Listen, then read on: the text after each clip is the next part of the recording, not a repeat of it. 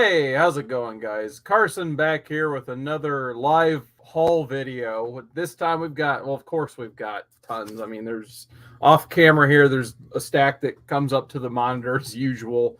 We got CBCS verified signature books, a couple graded books that are going to have terrible grades, but are going to be entertaining to show off, I'm sure.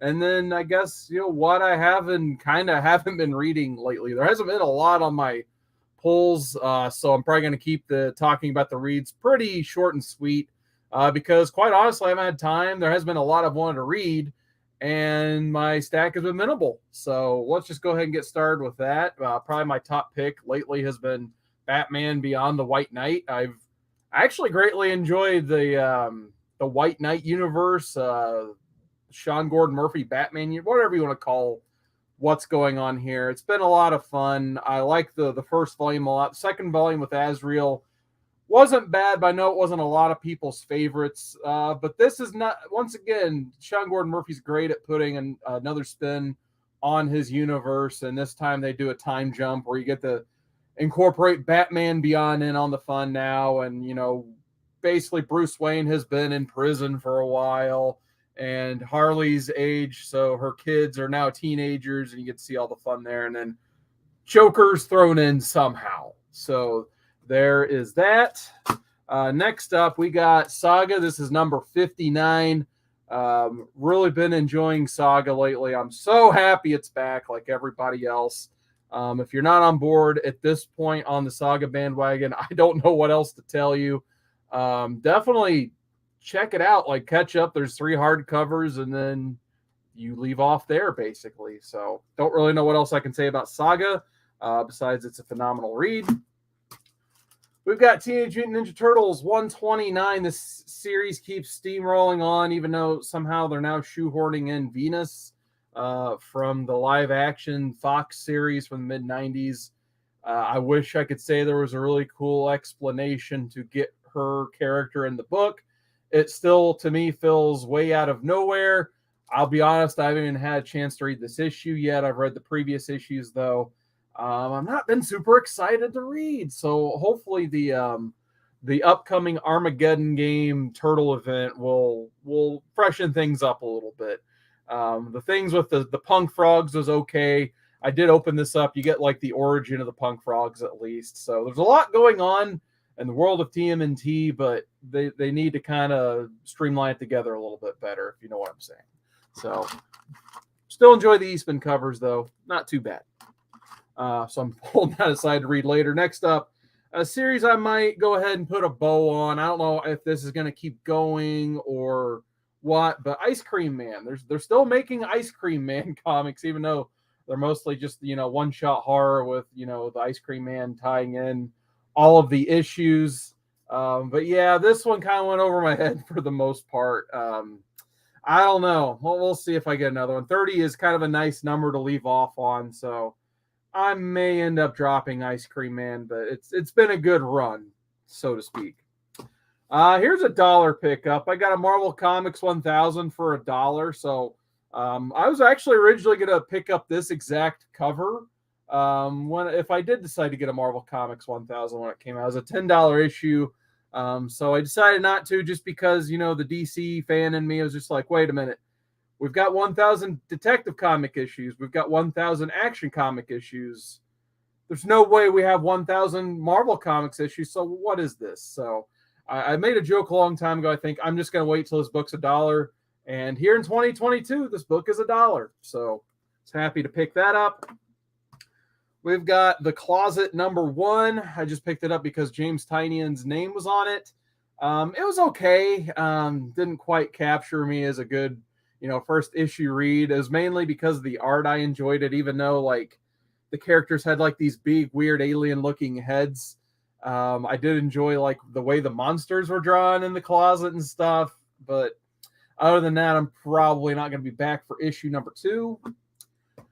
What's kind of roping me, and I gotta be honest, is it's just that DC fan in me, I guess, is trying to be roped back in, is the Dark Crisis stuff. Now, most everybody and their whole family doesn't like DC right now. I feel like there's not a lot of love, if any at all, for DC Comics right now. I haven't heard many people like, oh, go read this DC Comics title or that. But, Dark Crisis might be, at least I'll check out the first issue to see. Maybe that'll be my entry point back in the DCU. But they got a lot of work to do. But I have so far enjoyed the Justice League 75, Death of Justice League, and then some of the spin-off titles are they kind of feel like the funeral for a friend type reads so far, but at least we've only got like 2 or 3 instead of 12 plus like we got in the 90s. So I think Dark Crisis 1 comes out tomorrow. So we'll see what that's all about. But so far they've got my attention, which that's more than I can say about a lot of DC stuff for the last better part of a decade, basically. So curious to see what Dark Crisis will bring. Cover by on this one, I got to be honest, but it's a nice cover. Moon Knight, Black, White, and Blood, cool Bill Sienkiewicz cover. I put that on my pull list because of that. Found this randomly for $1. I thought it was kind of cool. Mighty Morphin Power Rangers #1 from the Marvel Comics side of things. So I think there's different publishers and stuff that published Power Rangers in the 90s. So I found the Marvel one. So thought that was really cool. Definitely didn't think I was going to find this for $1. It seems like, pretty much obviously 80s stuff is picking up and a lot of momentum, but the 90s is right behind it as well. Power Ranger stuff, it's going to keep going up, I'm sure. I have no idea what this book was. I picked it up because of the cool Jim Lee cover. It's Batman, Arkham Knight Genesis. I'm pretty sure this is a video game tie-in. I don't know if this was released around the same time or not, but it said it was a cover 3 of whatever this run was. So can't say no to a Jim Lee cover, especially one I've never seen before. And then I think I'm going to finally give this a read. Hopefully this runs over because it's just one of those runs that I don't remember putting on my pull list. Somehow it got put on my pull list, so I just kept picking it up because I forgot to tell them no. And that's this Suicide Squad Get Joker. I think I originally reserved the first issue because it's Azzarello and Alex Maleev. That sounded like a cool creative team. And now I have issue 3, and I don't remember adding it to my pulls at all. But hopefully it's good. That was just kind of thrown in at the last time. I'm like, oh, I thought I dropped that title, but apparently not. Last Ronin / Dark Knight Returns ripoff. Transformers this time is the culprit. With Transformers Last Bot Standing. It seems like with the success of Last Ronin, we're getting like take your favorite licensed property and make a desolate future for one of those characters within that property. Buffy did it like a month or 2 ago, and now Transformers is doing it. I'm going to put this on my I still need to read it pile, but what a funny gimmick, I guess. Like, let's just take your favorite fun, loving property that you remember and then just kill all of their friends and put them in the future. Next up, once again, another cover by the Mighty Thor #25. I am a sucker for J. Scott Campbell covers. So pretty much anytime I can get a J. Scott Campbell for cover price, I'm probably just going to go ahead and pick it up. We got the Red Room Trigger Warnings #3. I'm kind of over the Red Room stuff, honestly. The art's really cool, but I just don't feel like these books are for me. I have a lot of friends like, hey, have you read the Red Room stuff yet? I'm like, yeah, it's okay. But yeah, I think this one might be coming off my pulls as well. Cool art, though. I really like the Ed Piskor art for sure. Got this Grimm #1. Just really like the Jenny Frison cover. A few more dollar finds.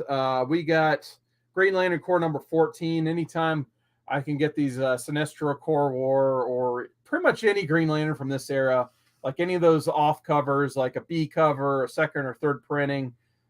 If I can get it cheap, I'm going to pick it up. This one, I believe, is the second printing of issue 14. So they just took the color and the inks out. So not too creative there, but still had to pick it up. And then I was surprised to find this in the dollar bin, the Sinestro Corps War special for $1. One of my all-time favorite single reads, honestly. Like once I read this, like I thought I was kind of over Green Lantern stuff after Green Lantern Rebirth back then. I'm like, because the ongoing, it was okay, but it didn't exactly hook me. But I saw this cover in the shops, and then I picked it up like, all right, I need to go get like every Green Lantern I can find, and I have multiple boxes since I've read this. So really enjoy this issue. If you see this for $1, like get this in your hands before that HBO show. Like they're gonna go here. It's a matter of time, and it's a really good read too. So gets my highest recommendation, and that's kind of what I've been getting from my local shop. So before I get into the half price books craziness, I'm just gonna go ahead. We're gonna talk about some slabs. So I got a package, and after I show you guys every single grade, you could pause it there if you want spoilers, I guess. So I already knew the grades as I actually saw them all once I clicked on, my account on CBCS. So I decided not to do this as like a surprise unboxing because it wouldn't have been genuine and it wouldn't have been a surprise. So I got 7 books back, and this whole stack was like, I think this was the first stack I sent them when I did a CBCS submission. So I sent like basically like a big group, but it was divided into 2 different submissions, because this is the stuff I wanted to get pressed and the whole nines, basically. And there was a lot of signature verification in the stack. So there's 7 books total.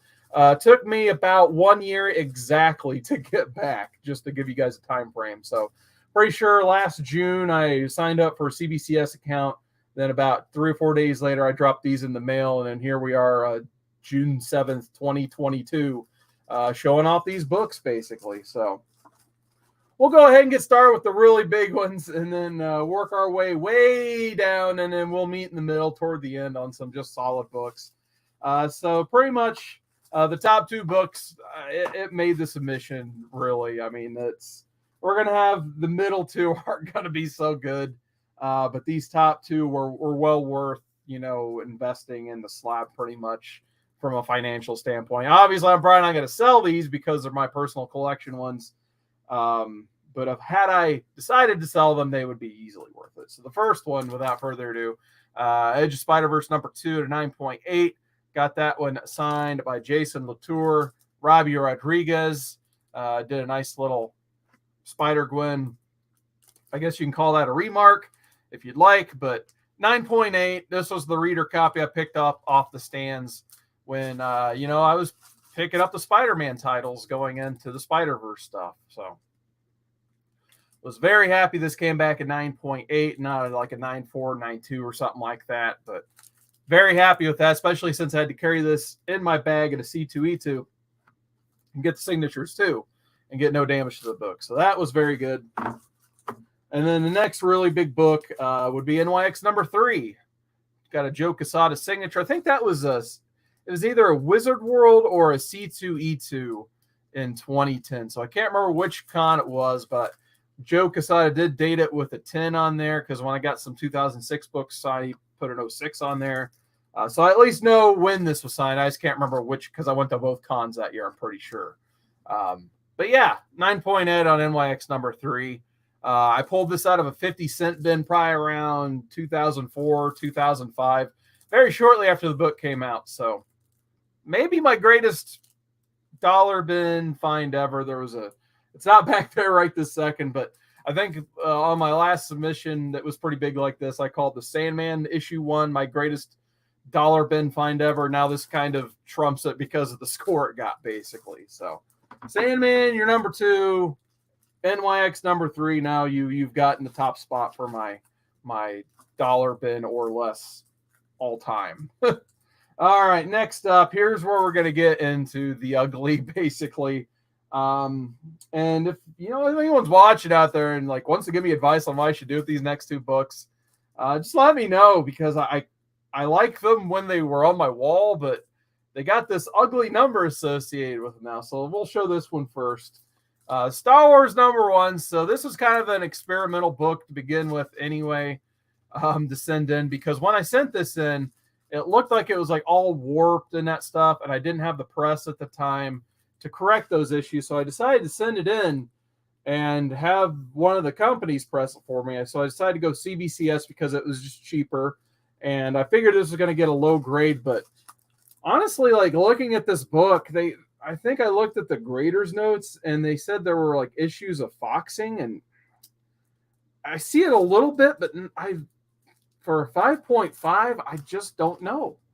So this might be one I just crack, put it in my press one more time, and maybe send it in again, maybe to a CGC. But I don't want to dump more money into what might just be a 5.5 copy of Star Wars #1.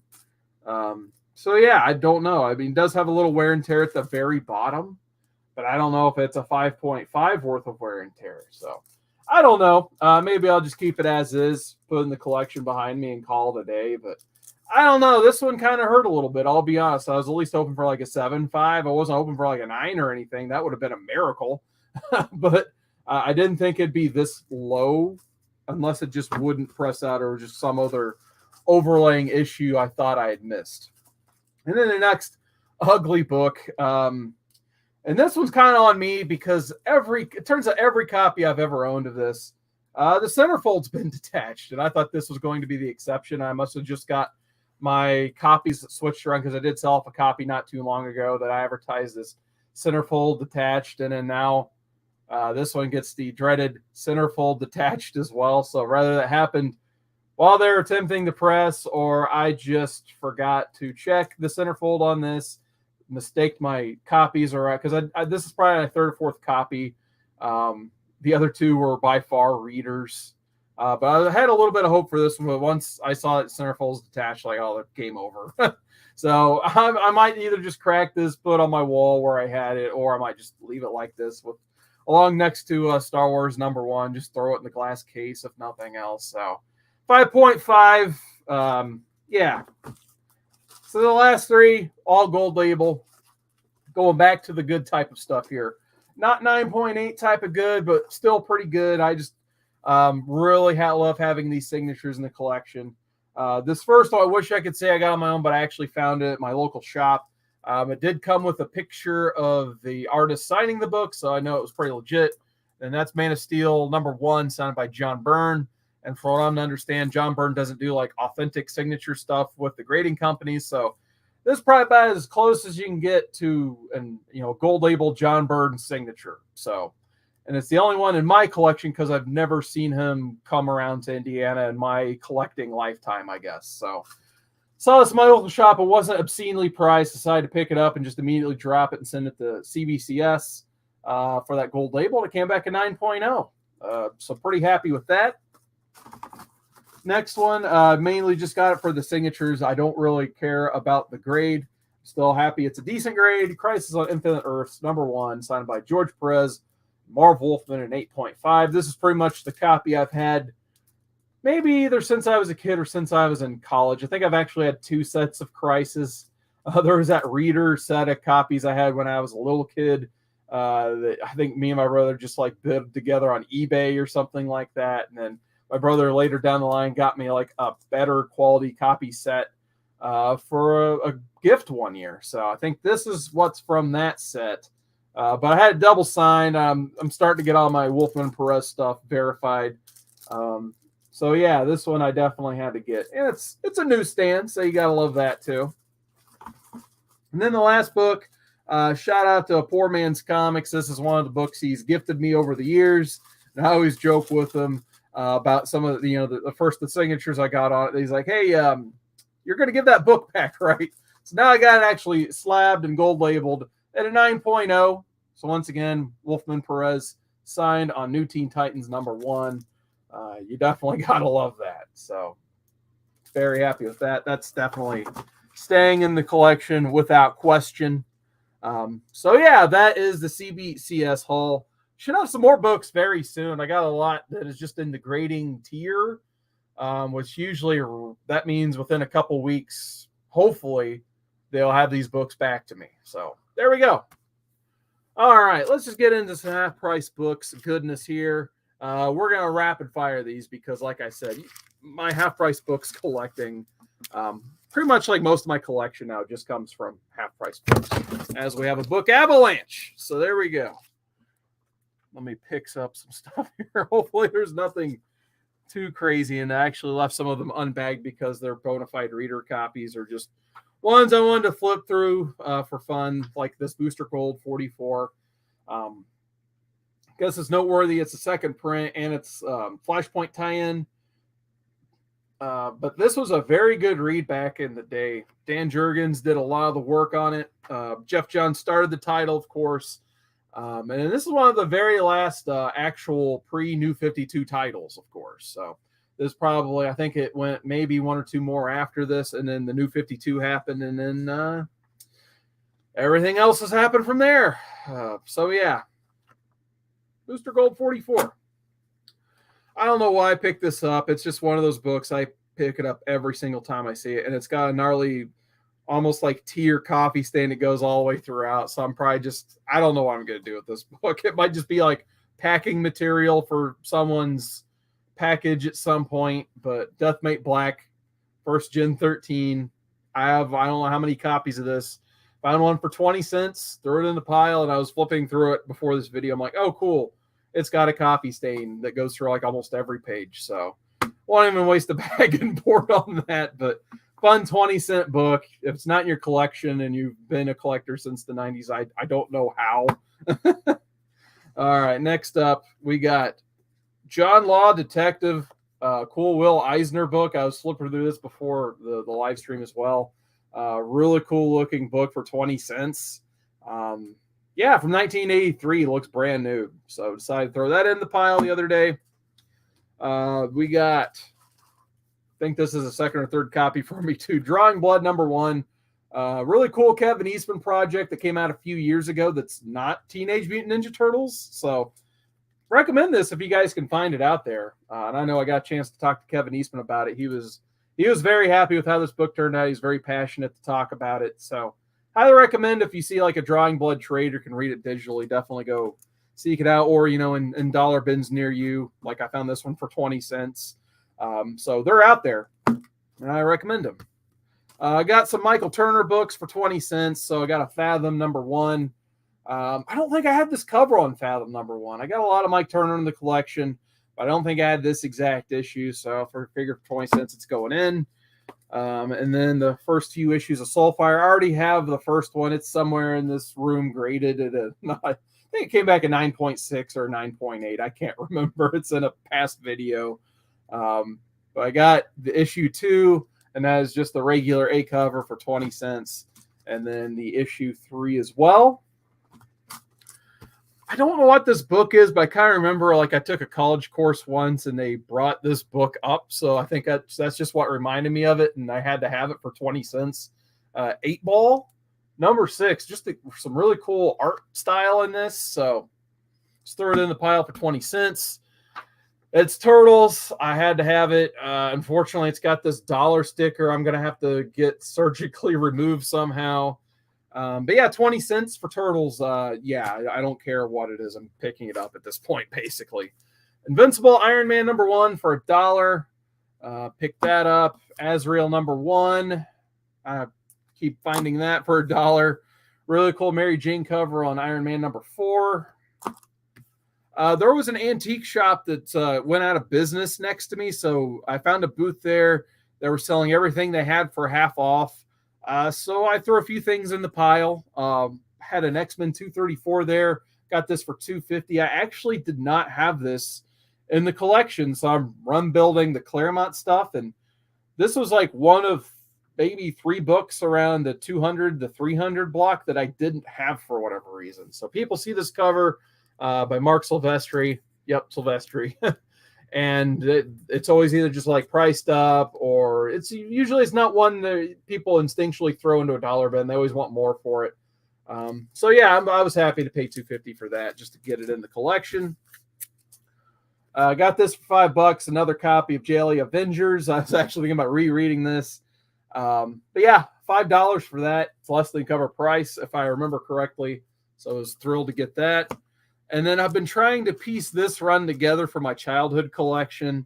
I think I have all the issues, but I've never really like put them in the boxes for some reason. So I guess now I don't have to, because I found issue 1 through 4, DC versus Marvel, for $15. So very nice deal on that, because I think that's just about what it originally retailed for. It was like $3 more is all I paid for it. I think there were $4 for the original issue. So I just hope the one has like the little voter card or whatever in it. But yeah, now I have a reader set of DC versus Marvel because I don't. If there's a trade out there of this, it's probably very limited as well. Another batch of books I bought just to read: Star Wars Splinter in the Mind's Eye 1-4. This was $7.50. Always remember reading about this. I don't know if it was like advertised in Wizard or whatnot. It's kind of like one of the stories that takes place, I think, in between A New Hope and Empire Strikes Back, and an early Dark Horse publishing. So looking forward to checking that out. More 20-cent goodness. I actually found 2 copies. Something is Killing the Children, number 12, in the 20-cent bin. So all I know is if I see this in a dollar bin, I probably need to buy that book the way the community's reacting to this title. So I saw this for 20 cents. I just picked up 2 out of the 3 copies that were. I was like, I'll leave one for the next person because I'm sure that won't last long. But yeah, was shocked those were in there because they didn't even have like a dollar bin copy unless someone. Usually, like what happens is they have like 5 or more copies or something. They'll put like the first copy in the dollar bin, and then just pawn off the rest for 20 cents, so they don't have to. Pretty sure so they don't have to burn through the bags and boards basically. But someone probably just bought the dollar one like instantly. Speaking of James Tynion, here's win number 2. Found this for 20 cents. I have the first issue, I think, in the box down there that's labeled with the W, of course.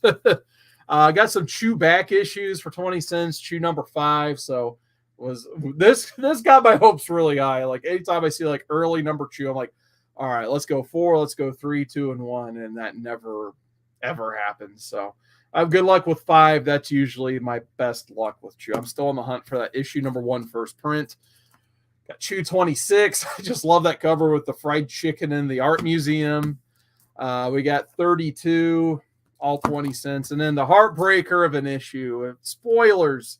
If you haven't read Chew or plan on reading Chew, but Chew 45, really cool Polio cover. That's like a gatefold because spoilers. It's the death of Polio. It was very heartbreaking. Very hard to take if you're a Chew reader. 45 issues deep is when they decided to kill off the character. So a lot of heartbreaker that issue was, but a great read nonetheless. Chrononauts variant. Dan Panosian did variant, I believe, on this one. So I actually think I almost have like the A, B, and C cover on that now. Got this weird like hero magazine insert from a long time ago, of course. Batman Dark Joker the Wild. Some cool Kelly Jones art inside this. That was just hanging out, hidden in the 20-cent bin. Had they actually read that was a Batman book, I'm sure it would have been priced at $1 or $2 or more. Got the Necrotia the Gathering, Necrotia X crossover, 20 cents. Found an amalgam I actually did not have or never owned. Challengers of the Fantastic. So this will be paired nicely with the DC versus Marvel series I bought recently. Got that for $1. Another one I always get for $1, Justice League of America 0. Kicks off the Brad Meltzer Justice League. Still a fan of it. Another book I buy every single time I see it, except I don't think I've ever owned the actual just newsstand variant. So I guess if you can consider that a variant, you've got the DCU, which is the true variant. You've got the direct edition. I think I mostly have direct editions, but now I have the newsstand. So I think I finally have every possible incarnation of Superboy number 1. After all these years, it only costs $1, of course. Got Silver Surfer 75. I owned this book once upon a time. I don't know where that copy went, so I just bought a new one for $1. Got a Swamp Thing issue 150. I wouldn't mind trying to collect the later issues, but they're very, I guess if you want to use the word scarce, you just don't see them that often. But I'm curious to see a Mark Millar, Phil Hester Swamp Thing run because that's who wrote this, and I'm pretty sure they wrote a good chunk of this Swamp Thing run that no one ever talks about. So probably have to crack that open to see what that's all about. Here's a fun one. We've got, in between all of the Swamp Things in the dollar bin, I found a Saved by the Bell number 1, which I completely forgot existed. So yeah, this fits in with Swamp Thing, right? You gotta love the photo cover. There you go. Saved by the Bell number 1 for $1. Here's something I'm starting to collect. I didn't know until like this last week. Essential Vertigo Swamp Thing reprints. So this is issue number 17, and it reprints most of the Alan Moore run, I believe. So I've actually got a few more of these coming up. Here's a good little, I guess if you want to call it a stealth buy still. This book's lost a little bit of heat that it had, but Action Comics number 9, still going to be picking it up if I see it for $1. So happy to have my copy back in the collection. I think I sold my only other copy, I think. So happy to have one back in the fold. Random Superman 304 from the Bronze Age. So decided to just go ahead and throw this in the pile because why not? It was $1. Spider-Man 2099, including the origin of Spider-Man 2099 with issue 3 for $1. Nova number 4. Had some good 52 weeks keys in there, so I got week 9. I think this is what, like the first Kate Kane or like the cameo of Batwoman. Maybe it's week 7. I can't remember. There's week 11, which is her first full appearance, I guess. Still really like the character, so I got a signed copy. Sometimes if I have a signed copy of a book, I like to have like an unsigned reader copy, basically. So that's what that's going to act as. Week 12, pretty good one to have. The Meet Isis issue with the Black Adam movie coming up. That's a good issue to have. Started picking these up when I see in Moon Girl and Devil Dinosaur because there seems to be a lot of heat going into this whole run. Young Avengers number 2, volume 2. Read it if you have it. It's a very good run. Still picking up Mass Effect stuff, even though the well, I think, after these last few books has dried up. Here's Homeworlds number 1 and Homeworlds number 3. I actually have issue 2 already. I think I showed that in the last haul. Here's a Superman Unchained number 3. Now, the series wasn't that great, but they do have fun, random B, C, and D covers that are nice to find. So this is a Brian Bolin Superman cover. So gotta love Brian Bolin variants, so I had to pick that up. Now, here's something you don't see too often. Signed $1 books. So here is X-Men Legacy 245. If I remember right, I think that's a Clay Mann signature, if I remember correctly, comparing it to my other books. So if somebody has a different idea, please let me know. But I think that's Clay Mann's signature because I do have a couple other ones signed by him. This next one's actually double signed. I think that's Clay Mann, and luckily Jay Leaston has a lot more clear signature that's right there. So I was happy about that. And then the third signed book, double signed, X-Men Legacy 246 for $1. So happy with those. Got some fun 90s Batman issue 530, cool glow in the dark cover. I'm sure after this light absorbs all of the light in the room, it's going to glow very brightly tonight. And then I've never owned this one. I'm not sure why. I feel like this should have been one I just bought in the 90s. But Batman 515, all black embossed cover. You got to love the 90s gimmicks. Here is a right place, right time type of find, because I have a feeling if I didn't show up this day on Half Price Books, this whole run would have been gone. And they actually had a whole tab just for Invincible in the dollar bin. So I have no idea why. I actually had to like stop buying things this day because I had such a big pile between Invincible and the next character I'll show after this. But I just got a lot of random Invincibles, maybe some minor keys, and nothing like major. Like there was no Invincible number 1, of course. I would have made a video about that already. But got issue 56. Like I said, they're randomized right now. Issue 38. Issue number 67, 68, 88. I said random. I at least have most of these, I think, up until a point in hardcover form. 92. Let's go ahead and pick up the whole stack so I can make a little spot here. 93. I feel like the late 90s of this run is where I kind of stopped reading or tapered off of the hardcover run I've got going on. I did pick this one up, but I didn't have this cover originally. Issue 100, of course. I know I've got an issue 100, I think, signed by Ryan Otley somewhere in the collection. Issue 107, 108, and then 111. So I was like one off of that like crazy 110, I think, goes for a lot for crazy weird reasons. 112. 113, 114, and then the last two, 116, and then 117, all for $1. So, well, that was a really good deal because most of the Invincible stuff is worth more than $1, to say the least. And then the last part of that particular trip, these were all from, this wasn't all one trip, by the way, but the Invincible in this next stack was definitely, I remember, one big crazy trip. So, and actually, after I got this stack of books, I had to message Comic Man Andy. I'm like, dude, I think I hit a Punisher gold mine, because I know he is a big Punisher fan. So, found some Punisher books, of course, issue 81, issue 91. So I've kind of learned that, you know, some of these late run 90s Marvels, they're not the easiest things to find. So I got 93, 96, and I was debating like what all I was going to pick. I probably just picked up like most all of them that were there, just because they just looked really cool to me, in my opinion. There's like the one cover coming up. I'm like, I know I had to have that one, but I was deciding how much I was truly going to get that day. So 99. They didn't have a 100. Someone must have just came in and bought the 100 before I got there, or someone hoarded it. I don't know, because it skips right to 101. And then this cover had a lot of heat on it for a minute. I think it's cooled down, but this was like the only one I was going to leave with originally. I just started slowly picking up everything else around it. But Punisher 102, really cool bullseye cover that it's like about a year ago or so. It seemed like everybody remembered it existed, so it went way up, and now it's kind of cooled down quite a bit. Yeah, really cool dollar find. And then I found this whole Punisher countdown storyline. So there's like issue 4 that it ties in to the other titles like War Journal and War Zone.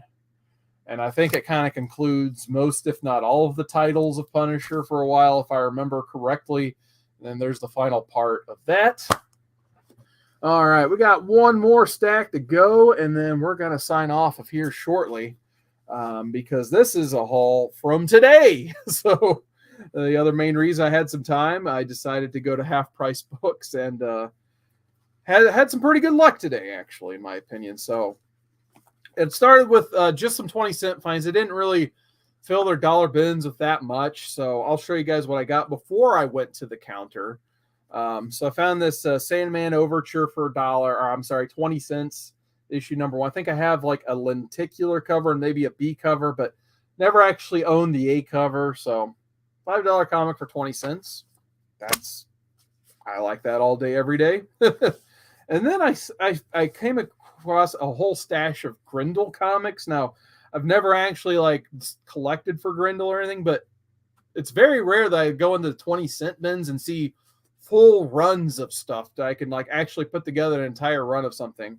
I was actually able to do that with a couple of the Grendel books today. So I found Grendel, Behold the Devil, the entire 8-issue run. So, and they're all like these nice, like prestige type format books. So very good quality on those. Issue 1, issue number 2, 3. I guess I can go ahead and just show the rest. So all high quality printing. Doesn't look like they've even ever been read for 20 cents. So got the whole run for $2. So I thought that was really cool. So I decided to throw that in as a pile. They had some of the Comico stuff, but it was all beat up, and it had dollar stickers directly on the comic. And I just decided that wasn't worth the time to try to go through and remove all those stickers, because I'm not good at it. I have bad luck doing it, and I was just like, I'll leave that. Someone else will have a good find there. So I decided to leave that. But I did find the Dark Horse run of Grendel called Warchild. I think this was the first Grendel published by Dark Horse. It was originally a Comico property, but then Dark Horse either bought it up, or maybe Matt Wagner took it to Dark Horse. I don't know the whole story, but I found the entire series of Warchild, which these look like they have some awesome covers. I think that Simon Beasley did most of the covers on them, so they all look like they were read once and put away. I don't know why they just weren't in bags and boards, but really cool. I was happy to find these for basically like $2.50 for the entire run. And then, yeah, I got pretty much the entire rest right there. So, and you got to love the ads on the back, too. You got to love the 90s. T2, the arcade game. Got to love that. So I don't even know why. I think I was thinking about going back and getting the Comico stuff. Then I just went back to the same bin. I saw some stuff was shoved in on the side. I'm like, what is this? And then there were like 3 books. So it looked like some sort of like kids coloring book. I didn't even see what the third one was. It's nothing I recognized. But in the middle I almost like made this like high pitched squeal in the middle of the store when I pulled this one out. I was like, are they really going to give this to me for 20 cents? And it was a Fugitoid #1. Yeah, I don't know why this got put in that bin. Obviously, it does have some damage on the top. It does have a tear right there. It does have various issues, but come on, like 20 cents, really? That's all? So yeah, I was definitely leaving with this. If you watch this channel, you know why I'm leaving with this. But yeah, now I basically have like, the other copy of this I have, it's probably a fine, the very fine. I had to pay $10 plus shipping. So now I have a reader of Fugitoid #1, which makes me very happy. So on my way to the register to, pick this up and the Grendel stuff, like the guy's like, hey, did you find everything all right today? And lo and behold, I just see him pricing comics. I'm like, well, depends. You got anything good in those bins? He's like, look around. I'm like, well, cool. I'm not going to say no to that. So he was just, pricing up stuff up for $1. And I found a few as well. I kind of went out of my way to get a few of these books just because, he was nice enough to let me look. So I felt obligated to buy something basically. So there's like one book in particular, like I don't need another copy, but I'm like, screw it. I'm just going to throw it in just to say thank you to this guy basically for letting me shop the stuff he hasn't even put out for sale yet. So I got Wolverine, Black, White, and Blood. Really cool Adam Kubert cover on that. I can't remember. I don't think I bought this the first time and I regretted it. Happy to get that for $1. Got another copy of Catwoman #1 for $1. Great cover there. Had this one as a kid, of course, as well. So I think I have a childhood copy. I was thinking about selling in one of my claim sales, but I'm like, nah, I want to hang on to that type of stuff. Like Robin #1, Nightwing #1, Catwoman, that era of stuff. I got to at least have one copy in the collection. Here's probably legitimately not a joke, my 7th copy of Superman 74. I just keep finding this book for $1.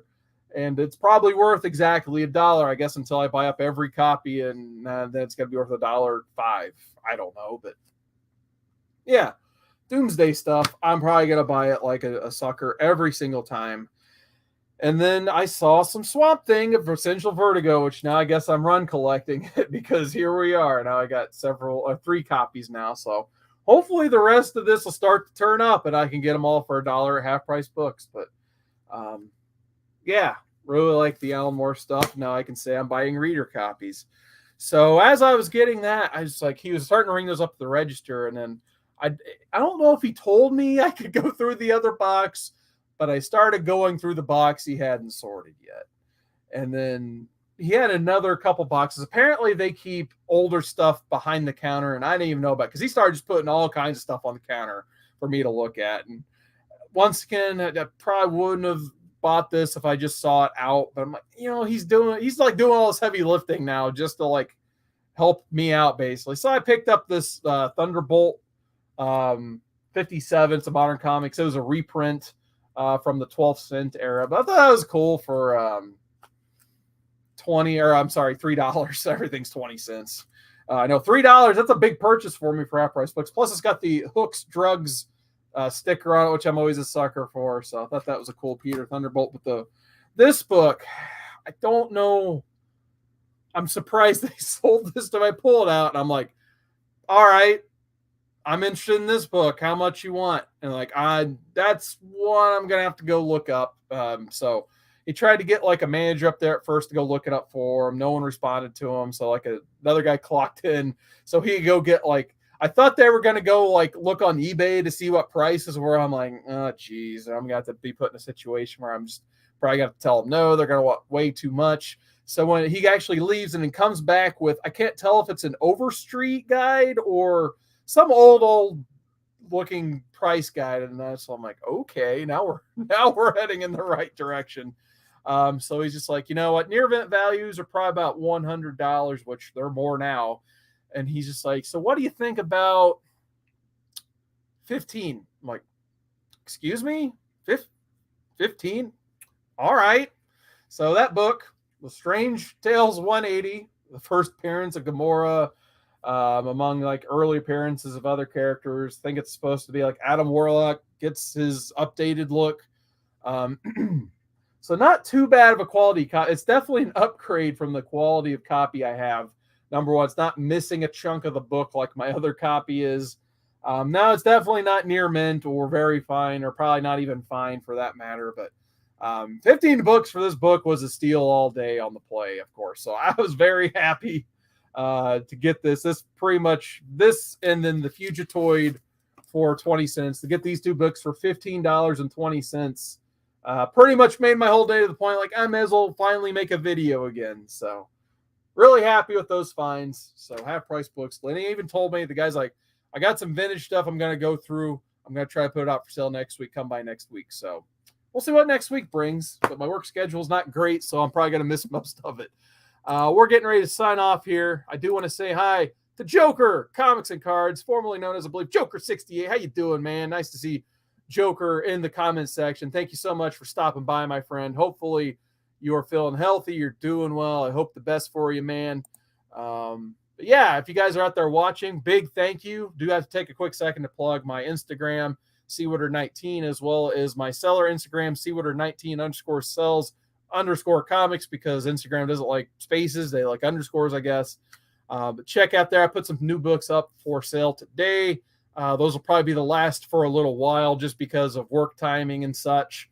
So yeah, if you guys are interested in anything on that site, definitely feel free to shoot me an offer. If you see something you don't want to pay that much for it, I'm just trying to clear a lot of space, build some funds for some grading stuff, and maybe get a key or two. But you guys know me, I like paying $15 or 20 cents and not like $100, $200, $300. So I'm probably just going to use it for grading fees and such to get that stuff going. But if you're watching this, big thank you guys for joining me. Yeah, I will see you guys next time, as I remember how to look for the bumper.